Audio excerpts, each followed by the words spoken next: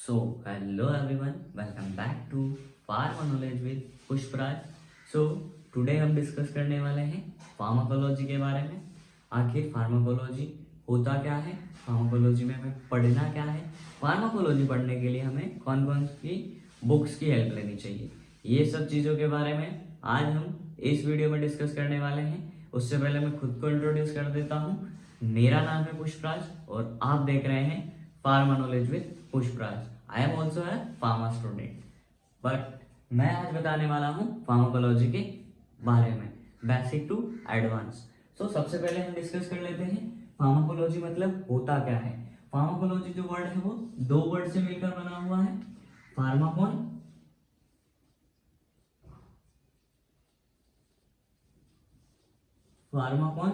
And लोगस।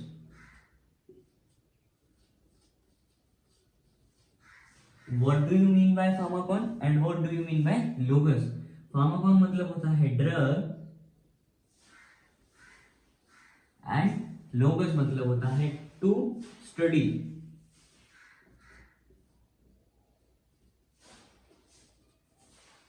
मतलब जो drug की स्टडी होती है वही फार्माकोलॉजी होती है। मतलब टू स्टडी of the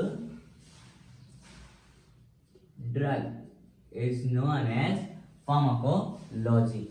तो ये तो बात हो गई हमारी फार्माकोलॉजी मतलब होता क्या है, जो ड्रग की स्टडी होती है वही फार्माकोलॉजी होती है। अब हम इसमें बात कर लेते हैं कि हमें फार्माकोलॉजी में स्टडी क्या क्या करना है। What to read, what to read, what to read in pharmacology, What to read in pharmacology। आखिर हमें पढ़ना क्या है, इसमें हमें सबसे पहले बात आती है most of the important topic, receptors. Receptors के बारे में पढ़ना है। पिछले 5 इयर्स के प्रीवियस ईयर कॉम्पिटिटिव एग्जाम या आरआरबी फार्मासिस्ट, एमपी फार्मासिस्ट या कोई से भी गवर्नमेंट एग्जाम के प्रीवियस ईयर के क्वेश्चन पेपर देखें तो रिसेप्टर के क्लासिफिकेशन से एक ना एक क्वेश्चन तो हमेशा कोई भी कॉम्पिटिटिव एग्जाम में आता ही आता है। रिसेप्टर्स के क्लासिफिकेशन में कैसे पूछ सकते हैं, फास्टेस्ट एक्टिंग रिसेप्टर कौन सा है हमारी बॉडी का, फास्टेस्ट एक्टिंग रिसेप्टर कौन सा है, स्लोएस्ट एक्टिंग रिसेप्टर कौन सा है, ऐसे ऐसे क्वेश्चन पूछते हैं। तो fastest acting receptor, slowest acting receptor, तो रिसेप्टर्स का क्लासिफिकेशन एक बहुत ही इंपॉर्टेंट टॉपिक है फार्माकोलॉजी में। आफ्टर दैट हमें पढ़ना होता है classification of the drug, classification of drug. Pharmacology में 80 to 90 क्लासिफिकेशन है, 80 to 90 क्लासिफिकेशन है। तो फार्माकोलॉजी की क्लासिफिकेशन की स्टडी आप अभी से स्टार्ट कर दें, क्योंकि 80 to 90 क्लासिफिकेशन से ड्रग। एज एग्जांपल पैरासीटामोल कौन से क्लासिफिकेशन की ड्रग है, एस्पिरिन कौन से क्लासिफिकेशन की ड्रग है, तो वो आपको क्लासिफिकेशन की स्टडी करने के बाद पता चलेगा कि पैरासीटामोल और एस्पिरिन एंटीबायोटिक ड्रग की क्लासिफिकेशन में आता है। आफ्टर दैट हमें स्टडी करना है क्लासिफिकेशन के बाद एडवर्स इफेक्ट। क्लासिफिकेशन के बाद हमें पढ़ना है mechanism of action, mechanism of action. अब ये मैकेनिज्म ऑफ एक्शन क्या होता है, मैकेनिज्म ऑफ एक्शन मतलब आपने कोई भी ड्रग कंज्यूम करी है तो उसके बाद अपनी बॉडी में उसका मैकेनिज्म क्या है, वो काम क्या कर रही है, मैकेनिज्म ऑफ एक्शन के बारे में स्टडी करना है। आफ्टर दैट हमें मैकेनिज्म ऑफ एक्शन के बाद में एडवर्स इफेक्ट की स्टडी करनी है, एडवर्स इफेक्ट्स। अब ये एडवर्स इफेक्ट्स क्या होते हैं, जो साइड इफेक्ट्स होते हैं, साइड इफेक्ट्स। एडवर्स इफेक्ट जो साइड इफेक्ट्स होते हैं किसी ड्रग को कंज्यूम करने के बाद, वो डिजीज को तो क्योर कर रही है बट उसके बाद वो क्या कर रही है, कोई अदर इफेक्ट शो कर रही है, अपनी बॉडी उसके अगेंस्ट अदर इफेक्ट शो कर रही है, तो वो एडवर्स इफेक्ट हो गए। एज एग्जांपल थैलिडोमाइडा, 1950s में जर्मनी में क्या हुआ था, अभी तो थैलेडोमाइडा को बैन कर दिया है, बट 1950 में जर्मनी में क्या हुआ था, जो प्रेग्नेंट लेडी थी, थैलेडोमाइडा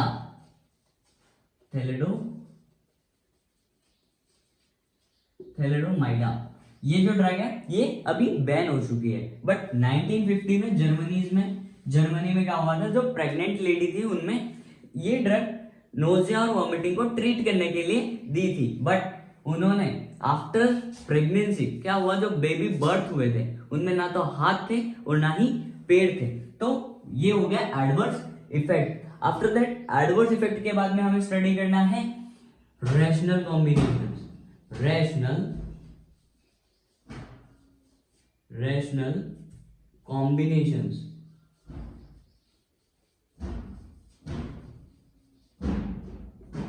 अब ये रैशनल कॉम्बिनेशंस क्या होते हैं? रैशनल कॉम्बिनेशन मतलब ऐसी दो ड्रग जिन्हें साथ में देने से उसका एक एडिटिव इफेक्ट, उसका मतलब बेनिफिशियल इफेक्ट आता है, बट कभी कभी ऐसा देने से साइड इफेक्ट भी आ सकते हैं। बट इसका one of the most common example या मोस्ट फेमस एग्जांपल है लीवोडोपा प्लस कार्बिडोपा।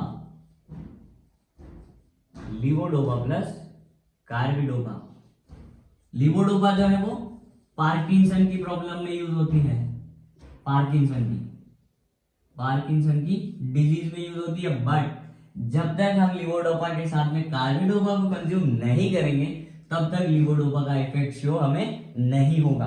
तो ये सब स्टडी करनी होती है हमें फार्माकोलॉजी में। रेशनल कॉम्बिनेशंस के बाद में हमें पढ़ना होता है यूजेस के बारे में। रैशनल कॉम्बिनेशंस के बारे में हमें पढ़ना है यूजेस के बारे में। मतलब यूजेस, ड्रग का क्या यूज है, यूज के बारे में पता नहीं होगा तो हमें कैसे काम चलेगा। यूज का तो पता होना चाहिए क्योंकि हम फ्यूचर फार्मासिस्ट हैं। तो यूजेस एज एग्जांपल पैरासीटामोल किस यूज में आती है, फीवर एंड पेन, तो ऐसे यूज के बारे में हमें पता होना चाहिए। आफ्टर दैट हमें पता होना चाहिए drug of choice,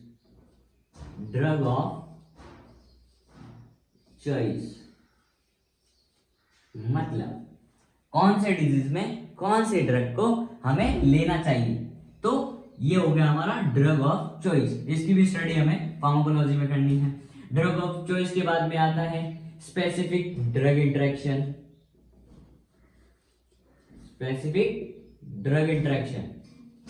What do you mean by specific drug interaction? Specific drug interaction मतलब जब हम एक ड्रग के साथ में दूसरे ड्रग को लेते हैं तो उन दोनों का मिला के इफेक्ट आता है, तो उसे हम बोलते हैं एडिटिव इफेक्ट। एडिटिव इफेक्ट मतलब वही लीवोडोपा प्लस कार्बिडोपा दोनों ने मिलकर अपना एडिटिव इफेक्ट शो किया, तो वो एडिटिव इफेक्ट हो गया। बट कभी कभी क्या होता है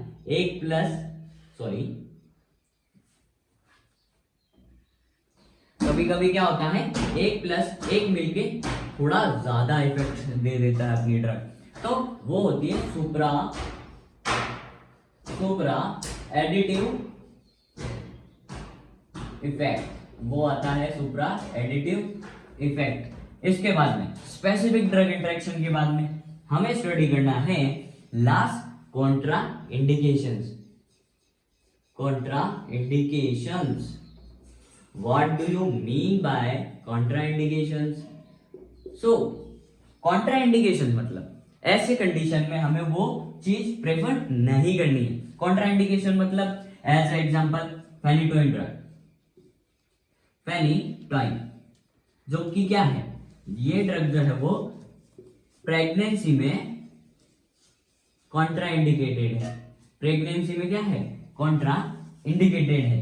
फेनिटोइन जो ड्रग है वो प्रेगनेंसी में इंडिकेटेड है, और फेनिटोइन का एक एडवर्स इफेक्ट भी है, तो वो एडवर्स इफेक्ट है हेयर सूटिज्म का। What do you mean by hirsutism? मतलब फीमेल की फेस पे अनवांटेड हेयर की ग्रोथ होने लग जाती है, तो क्या इस कंडीशन में हम इसको इसको रेफर करना चाहेंगे? नहीं करना चाहेंगे, क्योंकि फेनेटाइन जो है उसका एडवर्स इफेक्ट है हेयर सूटिज्म का।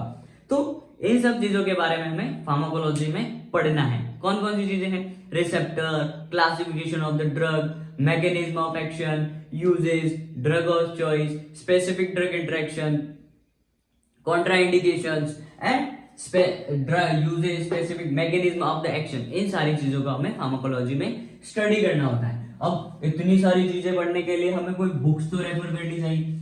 कौन सी बुक्स इसके लिए बेस्ट होगी? ये सभी के मन में ये क्वेश्चन होता है। तो हमें कौन कौन सी बुक्स को रेफर करना चाहिए या कौन कौन सी बुक्स हमारे लिए यूजफुल है? तो सबसे पहले हम बुक्स की बात कर, इसके बाद में हम बुक्स की बात कर लेते हैं। हमें बुक्स कौन कौन सी रेफर करनी चाहिए?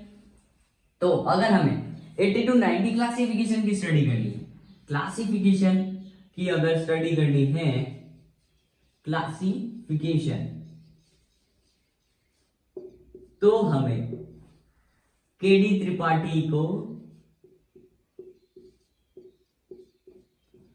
इंपॉर्टेंस देनी है। केडी त्रिपाठी जो पॉकेट साइज बुक आती है, पॉकेट साइज आती है, उसमें 80 to 90 क्लासिफिकेशन बहुत ही इजी वे में दे रखे हैं। तो क्लासिफिकेशन के लिए हमें केडी त्रिपाठी यूज कर सकते हैं। थ्योरी में भी हम केडी त्रिपाठी को यूज कर सकते हैं। तो हम फार्माकोलॉजी में केडी त्रिपाठी के अकॉर्डिंग टॉपिक्स लेने वाले हैं। तो केडी त्रिपाठी आप रेफर कर सकते हैं थ्योरी के लिए और क्लासिफिकेशन के लिए। अदर बुक्स की बात करूं, Tara V Shanbhag,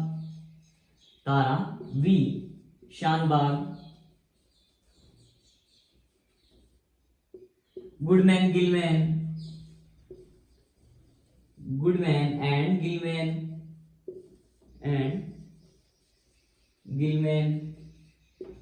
after that Goodman and Gilman के बाद में स्पर्श गुप्ता। थ्योरी के लिए स्पर्श गुप्ता भी बहुत अच्छी बुक है।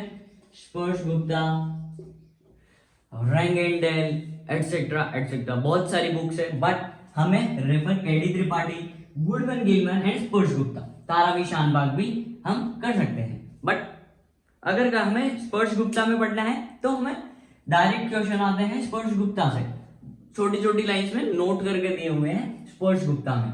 तो ये सारी बुक्स हम रेफर कर सकते हैं। हमें जो कंफर्टेबल लगे हम इन बुक्स को रेफर कर सकते हैं। तो आज के लिए इस वीडियो में इतना ही। रेस्ट ऑफ द पॉइंट हम नेक्स्ट वीडियो में स्टार्ट करेंगे। तो I hope this session is helpful for you.